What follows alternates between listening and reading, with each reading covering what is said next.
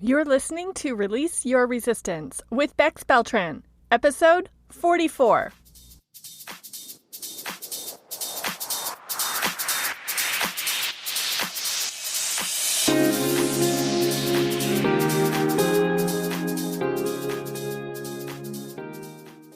Welcome to Release Your Resistance. This is Bex. The only reason why any of us don't have what we want in life is because of our own resistance. Right now, I'm learning how to recognize and release my resistance, and this podcast tells you how you can release your resistance so that you can live the exact life that you want. Let's get started. Are you a fairy tale fan? Do you have a favorite story that includes adventure and mythical creatures and suspense and drama and a little bit of magic? What's not to love, right? Especially when we were kids, when we were innocent and impressionable and spent so much of our time in our own imaginations. Have you ever stopped to consider that fairy tales are actually excellent advertising tools for kids? When you think about it, fairy tales are entertainment, just like a lot of commercials are entertaining, but really fairy tales are cautionary messages of morality to teach kids and warn them and, dare I say, brainwash them to think and behave in a certain way. And without the fairy tale device to deliver those messages, I don't think it works as well. What kid is going to sit quietly and listen to a lecture on morality or expected behavior? What kid is going to listen to advice about how to act or who to watch out for unless there's some hook keeping them engaged and invested in the message? And please don't misunderstand me. I don't have anything against fairy tales. I loved them as a little girl, and I love them now. So much, in fact, that I have noticed that I am starting to use some common fairy tale concepts to explain things in a memorable way to myself as an adult. So that's what I want to share with you in today's episode. Most of the elements I want to tell you about are cautionary. I do want to warn you away from some of the thinking dangers I have noticed in myself, and I hope I'm making them memorable and interesting enough so that you think about them later as you're going through your day-to-day activities. I want you to be on the lookout for 4 familiar fairy tale characters: a knight in shining armor, a fairy godmother, a villain, and a hero. Back when I worked in a corporate setting, I remember frequently thinking that things weren't going as they should be going. Other employees weren't doing what they should be doing. Bosses weren't acting according to their responsibilities. And sometimes, in my disappointment about how things weren't going in the way I knew they should be going, I would wonder, who can fix this? Who can make this right? Who can put things back in order? Basically, what I was wishing for and hoping for was a knight in shining armor to ride in and save the day. I wanted some strong authority to come to my rescue in this situation that was unfair or unjust or just not the way I thought it should be. Sometimes I thought it should be HR. Or sometimes I thought it should be a different manager or a different department. I just knew that this, what was happening, wasn't right or wasn't fair or someone should fix it. What I didn't realize at that time was the biggest problem was not what was happening, what the other people were doing or weren't doing, or how the project was or wasn't progressing.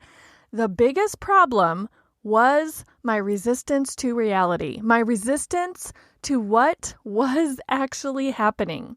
I was telling myself this shouldn't be happening, but now I know, of course, it should have been happening because it was happening. That's reality.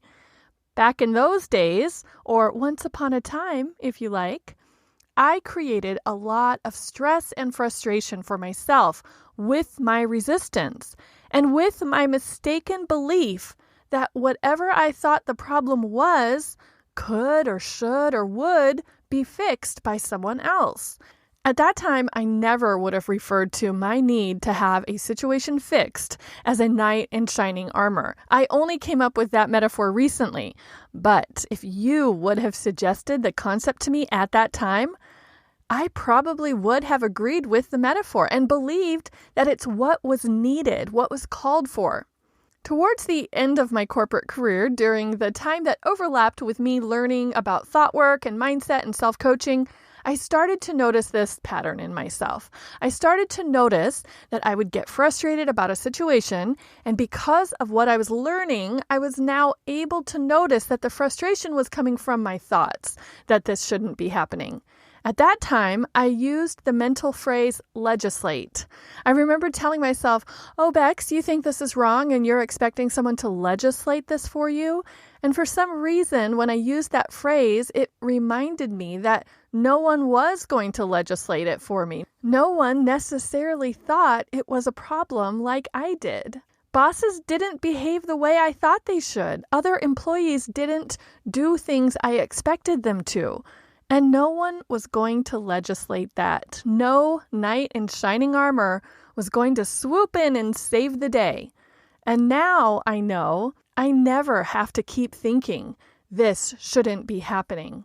Instead, I have learned to recognize my resistant thoughts and feelings and practice accepting what is actually happening. And then, from a place of acceptance instead of resistance, I can decide how I want to proceed. That is the first fairy tale character I want to introduce you to. Someone you might notice yourself wishing for, even if you don't call it that, in your own life.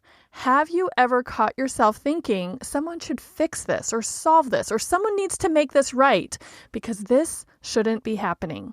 Or in other words, were you ever expecting a knight in shining armor? The second character I want to introduce you to might show up not when something has gone wrong, but when you want something to go especially right. You might notice yourself wishing for something, and wouldn't it be amazing if your own personal fairy godmother could just wave a magic wand and grant that wish for you? Do you feel entitled for something to work out for you or to benefit you magically? And then when it doesn't happen, do you feel disappointed? I see this in situations where someone might say or think, I deserve to get this job, or I deserve to love working out, or I should have a great relationship. This opening for a fairy godmother might also appear when you want things to happen instantly, or magically, or easily. And I don't necessarily think there's anything wrong or a problem with imagining a fairy godmother or a magic wand or a genie in a bottle. You know I love the idea of manifesting, which may seem like a similar concept to this. What I do want to call attention to is when the wish or the entitlement or the deserving causes you to abdicate your own power and responsibility. Are you closing off your creativity and resourcefulness and problem-solving abilities? Also, if you are wishing something would happen magically or instantly, are you believing the future will be better than the present? Are you convinced that after the wish is granted, you will feel differently than you feel now? My question to you is, why would that be better? What is the problem with the current state, with reality? What are you resisting, if anything, in this moment? I think wanting something to happen for you magically is good from the standpoint of opening your mind to a possibility and believing that it is possible, instead of shutting yourself down and telling yourself it's not possible. When I think about the phrase, why can't this just be easy, or why can't this just be done already, it brings up a few thoughts for me. It makes me think that the person asking those questions has some desperation or urgency. Wanting something to just happen magically also suggests to me that there is some delegation of power or ability. If you wish something was just easier or could just happen, is it implying that you don't want to do it yourself, or you can't do something, or that you don't see your ability to do something as possible, even though you see the outcome as possible? And even the phrasing of the question, why can't this be easier, implies that it's not easier. So in that sense, there is a little bit of closed-mindedness. For example, what if instead of asking, why can't this be easier, you were asking, why is this or how is this easy? And put your mind to work looking for ways to prove that it is easy. And the other example, why can't this be done already, could translate into, how is this already done or as good as done? And if your brain has to answer that question, you might come up with some very creative and different and out-of-the-box answers. So maybe you don't need a fairy godmother to make things happen for you after all. Maybe you're just not currently noticing how you can make them happen or how you already are making them happen for yourself. Another fairy tale character I want to reintroduce you to is the villain. This metaphor came to light for me when I realized I was being cast as a villain in someone else's story. I started to notice a pattern. Well, I thought of it as a pattern. When someone I was close to would tell me I was to blame for something bad that had happened, or that it was my fault that this unfortunate situation occurred. In one case, specifically where this happened, I could so clearly see that I had nothing to do with it. I could not have impacted the outcome in any way. So I wondered, why is this person pulling me into their narrative?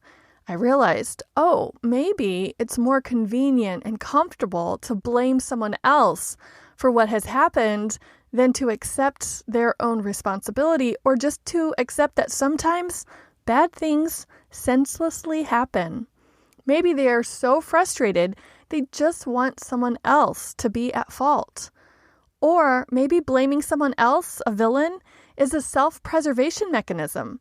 Have you heard the quote by John Wooden, "You are not a failure until you start blaming others for your mistakes"? So in the context of casting someone else as a villain, when you blame someone else, is that actually creating the danger of then identifying yourself as a failure?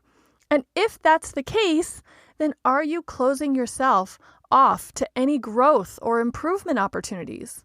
Realizing that I was being cast as a villain turned out to be so helpful. First of all, because I didn't think I had any culpability, I was not defensive and I could just calmly point out, no, this just happened. It had nothing to do with me. I liked noticing that even though I was being confronted, and some might exaggerate to say attacked or accused, I could answer from a place of confidence and peace, not defense. The other benefit of noticing myself being cast as a villain came when I wondered, do I ever cast this person as a villain in my story? Do we do this to each other? Or do I ever cast anyone else as the villain in my story? And I realized, sometimes I do. My question to you is, who are you currently casting as the villain in your story? Who or what is ruining everything for you or standing in the way of what you want? Who is to blame for what has happened? Why is that person or thing a villain? Because you're casting them in that role in your narrative. Is it a political party or an elected official? Is it a family member? Is it a pandemic? Is it the creator of a social media site or an online retail platform? And as I mentioned those, you and I might feel justified as casting those characters as villains. It might feel necessary and moral and responsible to hate or dislike or fight or argue against. What do you get when you hate and dislike? What do you get when you fight and argue?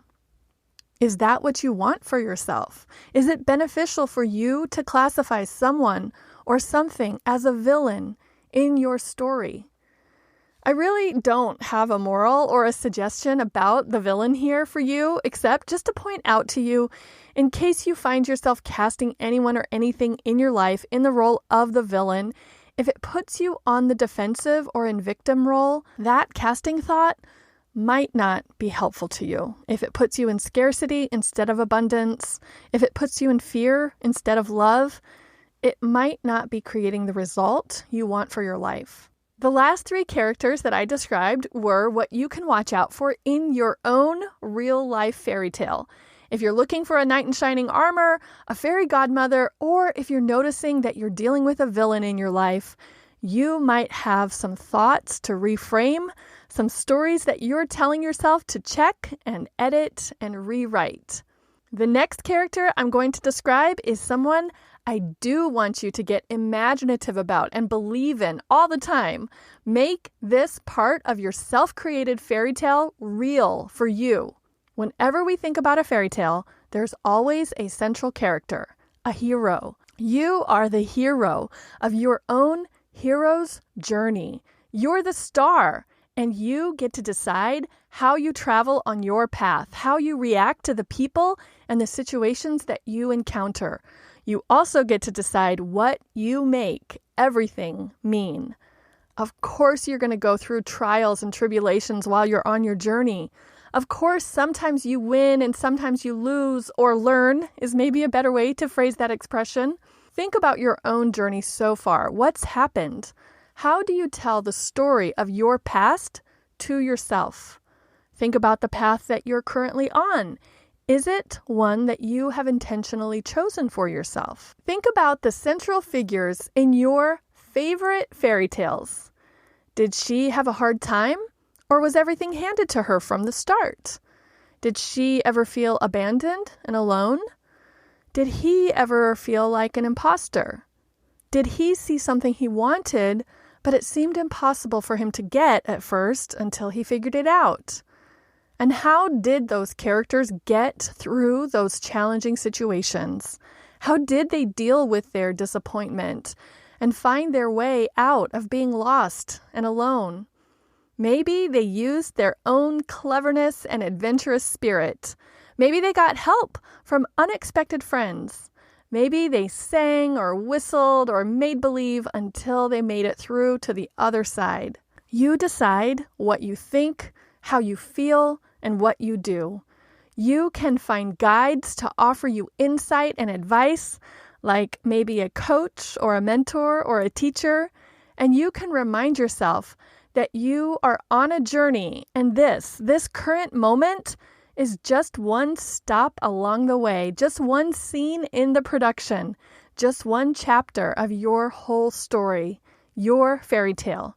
My hope for you is that you will consider if any of these characters show up in your fairy tale, and that you will live intentionally ever after.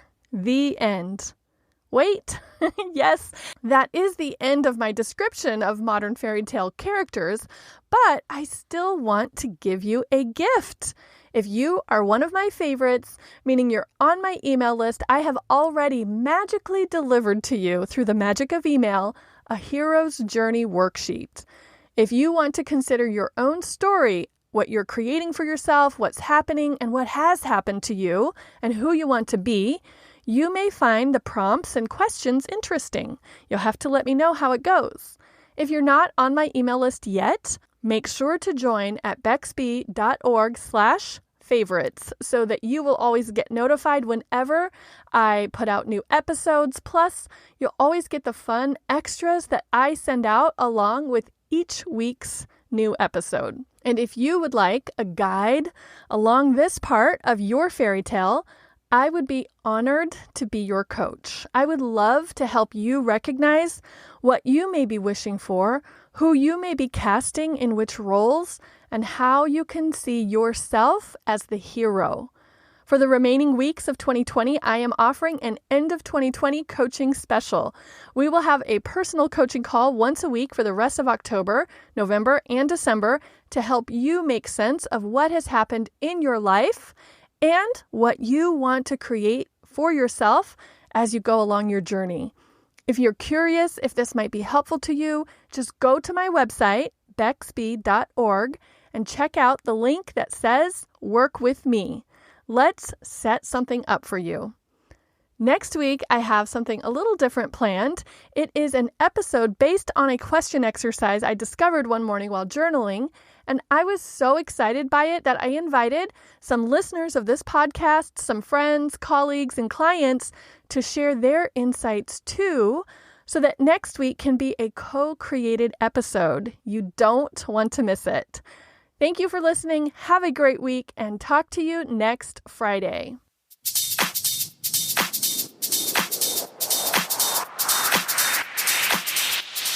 This has been Release Your Resistance.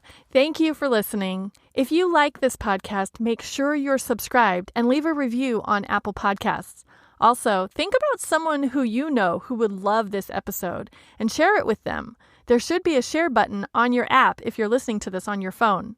If you'd like to continue this conversation one-on-one or in real time, come visit me on my site at bexb.org to see how we can work together.